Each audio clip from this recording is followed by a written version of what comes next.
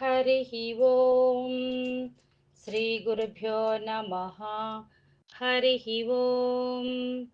వాక్య విభూతి అనే శీర్షికలో భగవాన్ శ్రీ సత్యసాయి బాబా వారి ఉపదేశము తెలుసుకుందాం.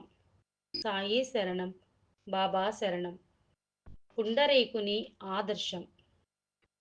పుండరీకుడు వృద్ధులైన తల్లిదండ్రుల పాదసేవ చేసిన తరువాతనే తాను భోజనం చేసేవాడు.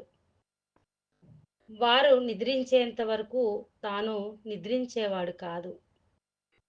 పుండరీకుని పరీక్షించడానికి ఒకనాడు పాండురంగడు వచ్చి అతని వెనుక నిలిచి, పుండరీక, ఇటు చూడు అన్నాడు. ఇంతలో పుండరీకుని గురువు వచ్చి, పుండరీక, వచ్చినది ఎవరనుకుంటున్నావు? సాక్షాత్తు భగవానుడు అని గట్టిగా చెప్పాడు. పుండరీకుడు అవును భగవానుడే అంటూ తల్లిదండ్రుల సేవలోనే నిమగ్నుడైనాడు. అప్పుడు పాండురంగడు స్వయంగా, పుండరీక, ఒక్కసారి నన్ను దర్శించవా అని అడిగాడు.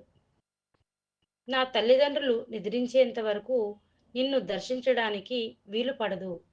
నీవు నాకు దర్శనమివ్వాలి అనుకుంటే అంతవరకు ఈ ఇటుకపై నిలుచో అని చెబుతూ ఒక ఇటుకను విసిరాడు. తల్లిదండ్రుల పట్ల పుండరీకునికి గల ప్రేమను పరీక్షించవచ్చిన పాండురంగడు పుండరీకుని సేవకుడైనాడు. ఓం శ్రీ సాయిరాం.